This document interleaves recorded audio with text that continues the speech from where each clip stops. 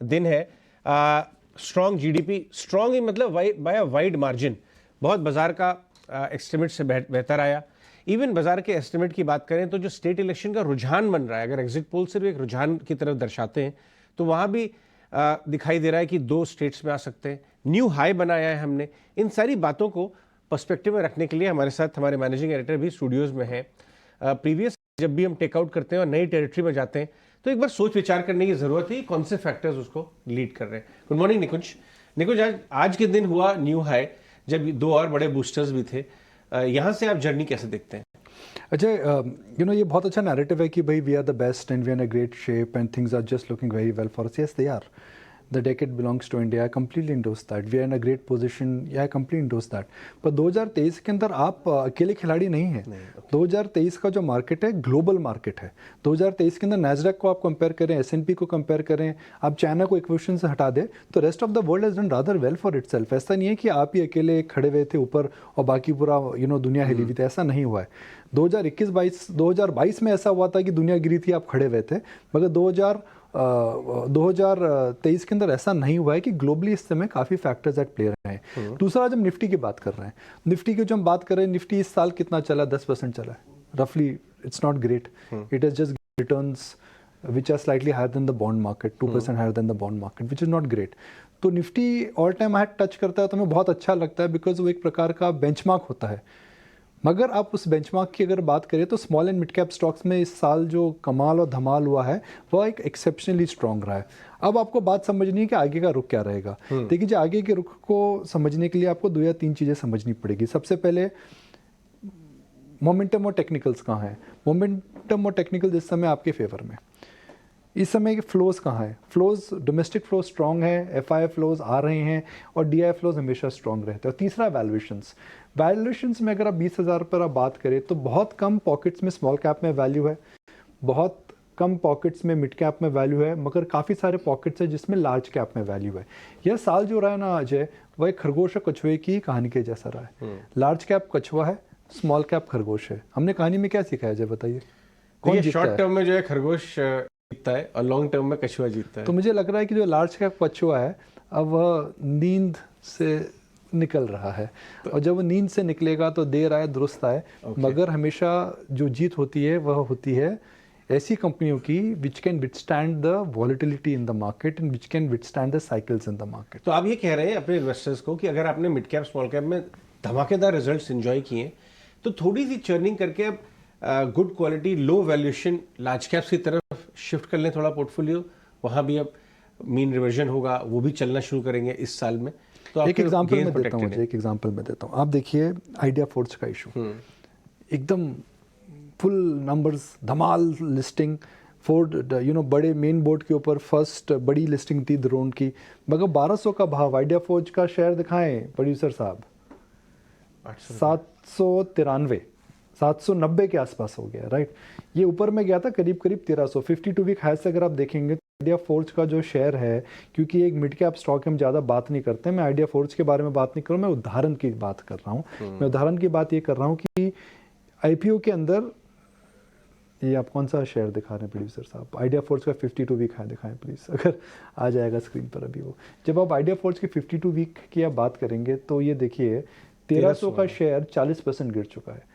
तो ये blink of N आई के अंदर ऐसी चीज़ें हो रही हैं जो हम नहीं समझ पा रहे हैं। कुछ स्मॉल कैप स्टॉक्स 15 से 20% गिर चुके हैं, कुछ SME स्टॉक्स घूम चुके हैं। तो that end of the market you need to be careful of. पर मैं इन चीज़ों की बात आज क्यों कर रहा हूँ? तो निफ्टी ने ऑल टाइम हाई टच करा है। तो अगर निफ्टी की बात करें तो मुझे लग रहा है कि वो कछुआ नींद से निकल रहा है और कछुए खरगोश की कहानी में हमेशा कछुआ जीतता है। क्या बात, राइट। लेकिन देखो, मुझे आपकी बात से ना एक हम आज ये बात क्यों कर रहे हैं से राकेश जी की बात याद आ गई। वो हमेशा इस बात को बोलते थे कि worst of your decisions are made in best of your times. तो ये जो न्यू हाई, बहुत सारी पॉजिटिव्स, इस सब में कहीं हम कुछ गलतियां ना कर जाएं, इसलिए थोड़ा सा कॉशियस रह के अपना पोर्टफोलियो मैनेजमेंट बना के चलिए। जो मार्केट में हुआ है वह ऐसे यूफोरिया से नहीं हुआ है। वह खींच कर धीरे धीरे कछुए की चाल पर हुआ है। हर क्वार्टर में नंबर आए, थोड़ा बहुत अपग्रेड्स हुआ, टेक्निकल फैक्टर्स थे, वैसे हुआ। तो कछुए की चाल पर मार्केट अगर चलेगा तो रेस जरूर जीतेगा। मगर केयरफुल आपको यहाँ होना चाहिए कि जैसे हम कल बात कर रहे थे कि you should know what you are doing. this market where you cannot take chances and you cannot go, luck cannot be the determining factor. किस्मत आजमाने का समय नहीं है शेयर मार्केट के अंदर, small and mid cap stocks के अंदर। मैं ये दोबारा बोलूँगा, आप आकर के शेयर लेते हैं और अगर शेयर ऊपर जाते हैं तो लक है, किस्मत है या हार्ड वर्क है? मेरे हिसाब से वो किस्मत और हार्ड वर्क है जो भी हो रहा है। तो एक small and mid cap stocks में किस्मत आजमाने का समय अभी नहीं है, चांस पे डांस ना करे। तो हालांकि मिड कैप स्टॉक्स, हालांकि निफ्टी ने ऑल टाइम हाई करा है, मुझे लगता है कि लार्ज कैप स्टॉक्स के अंदर कंफर्ट फैक्टर बहुत अच्छा है, वैल्यूएशंस अट्रैक्टिव हैं, वहाँ पर अभी मुझे लगता है पार्टिसिपेशन नहीं हुआ है। देखिए अजय, आप प्रॉफिट पूल देखिए और अब मार्केट कैप देखिए।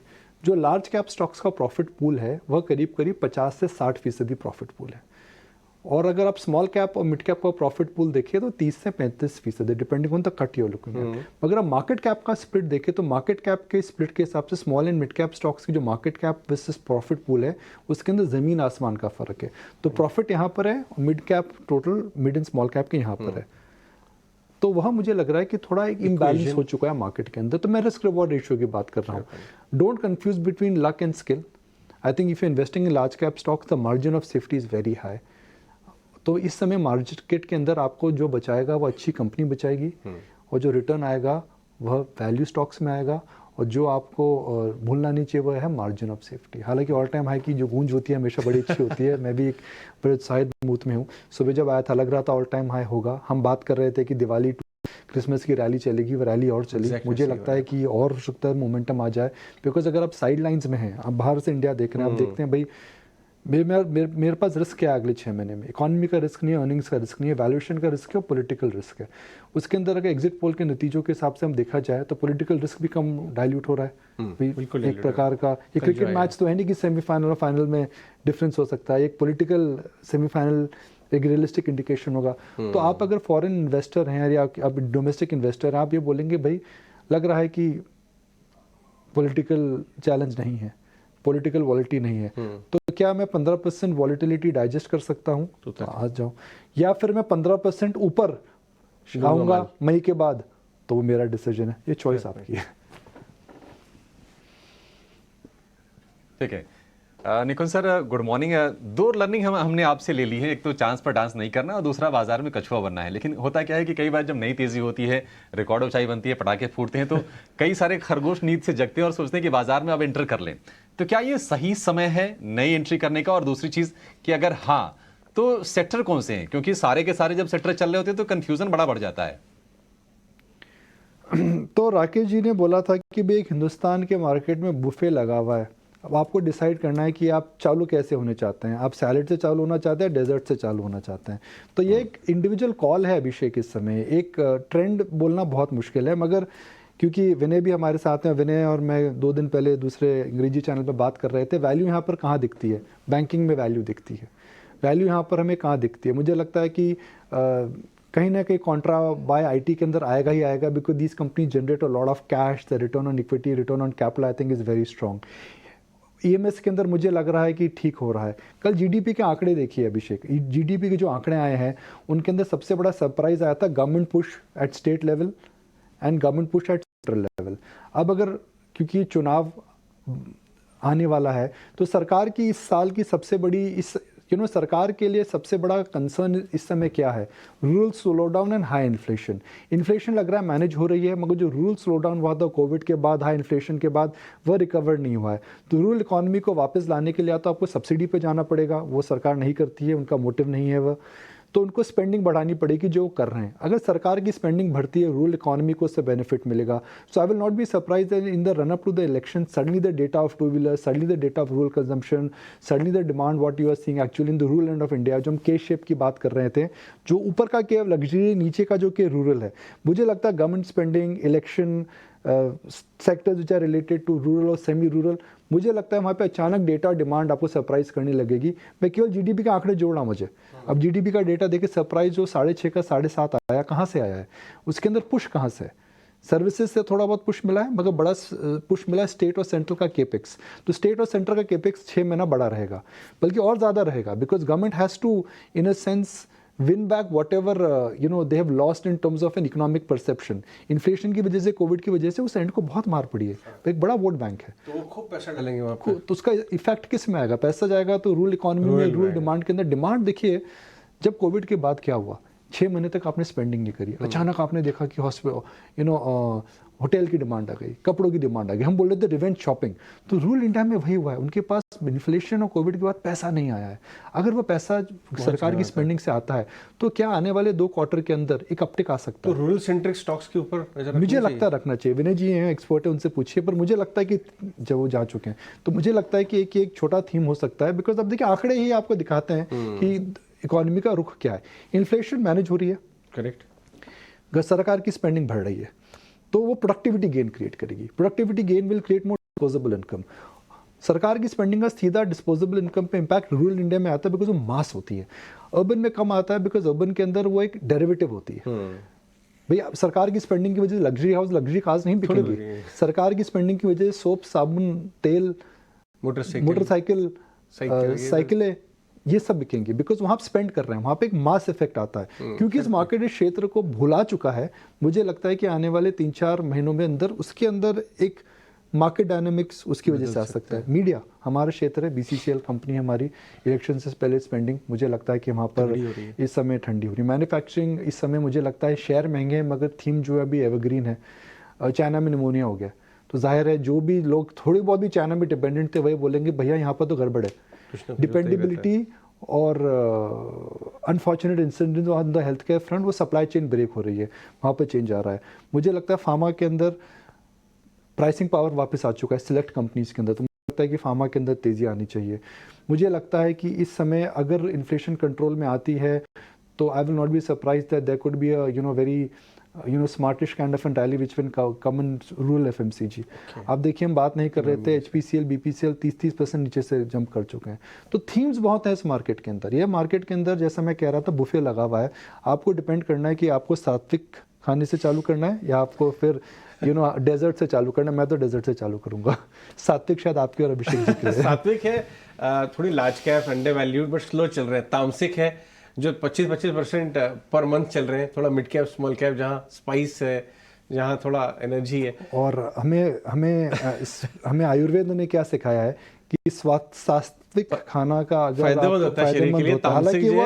हालांकि वो इतना डिजायरेबल नहीं होता है स्वाद को लेकर के, मगर तामसी भोजन जो होता है शॉर्ट टर्म में किक देगा मगर शरीर के लिए इतना अच्छा नहीं होता है। तो अभिषेक जी अब आप डिसाइड कर लो क्या करना है। सर अभी हम यही बात कर रहे थे निकुंज जी की, अभिषेक जी ना वो तामसिक के मैंने उनको एक दिल्ली में छोले भटूरे भैया, ठंडी का समय है तो उस समय तो यही हाल है। मैं NTPC में मैंने बात कर रहा था जो 14 ईयर हाई पे है बट हर वीक 50% बट चलता रहता है। तो कह रहे हैं इससे मजा नहीं है, मुझे PFC REC चाहिए 5% डेली। सर वो REC और PFC के संदर्भ में था। नहीं देखिए, ये स्टॉक जो थे, वो लज्जत बिगाड़ दी है REC PFC ने। अच्छा निकुंज सर, इसी से जुड़ा मेरा अगला सवाल भी आपसे है कि ये पावर।